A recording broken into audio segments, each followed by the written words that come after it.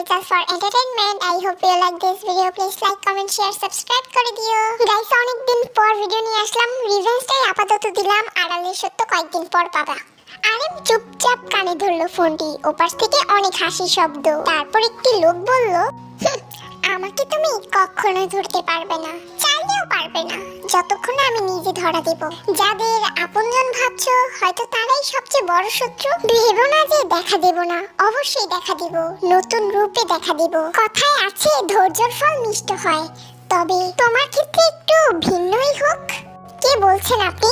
দেখুন যা করছেন তা একদমও ভালো হচ্ছে না। আমি একবার ধরতে পারলে না সবগুলোকে জ্যান্ত পুঁতে ফেলবো। কেন মারছেন সেই মানুষগুলোকে? কি ক্ষতি করেছে আপনার? ওরা শুধু আমার একার নয়, তোমারও দুনিয়ার সবচেয়ে বড় ক্ষতি করেছে। আরেম নির্বাক হয়ে রইল কিছুক্ষণ। আন্নাম দেখতে পেয়েও কলটি কেটে দেয়। কলটি কাটার সাথে সাথে আইটি কল এসে হাজির হয়। যা ভেবেছিল ঠিক তাই, আইটি খুন। এই আন্নাম লোকটি সবসময় আরেমকে ফোন করার কিছুক্ষণ পরপরই একজনের মৃত্যু নিশ্চিত। আরেমও সময় নষ্ট না করে ইনভেস্টিগেশনের জন্য বেরিয়ে পড়ে। গাইস ব্যাকগ্রাউন্ড নয়েজ হইতে পারে, হয়তো একটু ম্যানেজ করে নিও কেমন? স্যার জ্যান্ত পুড়িয়ে ফেলে মার্ডারটি করা হয়েছে। লাশটির সব দিক দিয়ে পরীক্ষা নিরীক্ষা করেছি আমরা। খুনি হচ্ছে পাক্কা খেলোয়াড়, কোনো ক্লু রেখে যায়নি যা ধরে আমরা তার ডিটেলস পেতে পারি। ড্যাম ইট, তোমরা একটু সাইড হয়ে যাও, আমাকে একটু দেখতে দাও। আরেম সূক্ষ্ম চোখে লাশটি এবং আর লাশটির আশেপাশে দেখতে থাকলো। লাশটিকে দেখে বোঝা যাচ্ছে অনেক বছরের ক্ষোভ তৃপ্তি নিয়ে মারা হয়েছে মানুষটিকে। বেশিক্ষণ তাকিয়ে থাকা যাচ্ছে না, মাথাটা ঝিমঝিম করছে আরেমের। লাশটির থেকে একটু দূরে ঝোপের কাছে গেল। একটু রিল্যাক্স হতে পকেট থেকে একটি সিগারেট বের করে লাইটার দিয়ে ধরিয়ে এক দুটো টান দিল। হঠাৎই চোখ গেল একটি রুমালের দিকে। রুমালটি সে হাতে তুলে নিল। দেখে রুমালে রক্ত লাগানো। হঠাৎই তার মনে হতে লাগলো রুমালটি সে আগেও দেখেছে, কিন্তু কোথায় দেখেছে? এরকম একটি একই রকম দেখতে রুমাল তার ভাইয়েরও আছে। তার মানে যে আর কারো এরকম সেম রুমাল থাকবে না এমন তো কোনো কথা না। খুনিরও হয়তো এরকম একই রকম রুমাল আছে। আর কিছু ভাবতে পারলো না আরেম। টিস্যু দিয়ে রুমালটি পেঁচে পকেটে পুরে স্থান ত্যাগ করলো। বোকা আরেম বুঝতেই পারলো না তার দিকে প্রশান্তি মাখা হাসি নিয়ে কেউ তাকিয়ে আসলো। আধা ঘন্টা যাবৎ ফুপিয়ে ফুপিয়ে কাঁদছে জেনি। উফ মামুনি, একটু চুপ থাকবা তুমি? আমি তো আর মরে যাইনি, তাই না? ঠিকই তো আছি, হাঁটছি, চলছি, খাচ্ছি। কি হয়েছে তোমার? কাঁদছো কেন এরকম? তোর কষ্ট হইতাছে তাই না রে বাবা?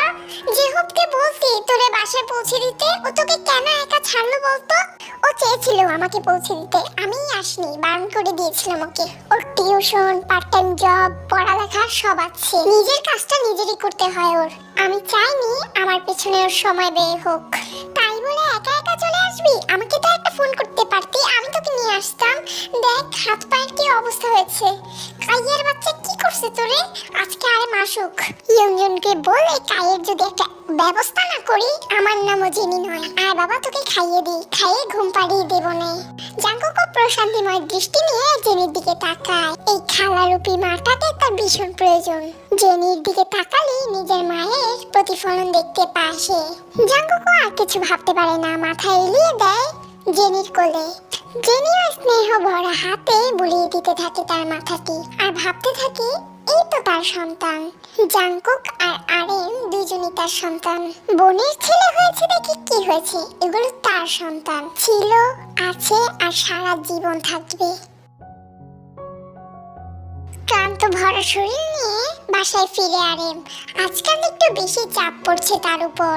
ছোট আম্মা, ও ছোট আম্মা, দুধ বেশি, চিনি কম, এক কাপ চা দাও তো। ক্লান্ত লাগছে বড্ড, খুব বেশি। দাঁড়া বা, বেশিক্ষণ টাইম লাগবে না, 10 মিনিট, একটুখানি অপেক্ষা কর। জেনি সুন্দর মতন এক কাপ চা বানিয়ে আরেমকে দিল এবং আরেমের পাশে বসে বলতে লাগলো, ইয়ঞ্জনের পোলা কাইরে কিছু বলিস, আর একটু বেশি বাড়াবাড়ি করতেছে। জেকে কলেজে গেলেই কিছু হইলি মারে। কি বলো, জেকে ঠিক আছে তো?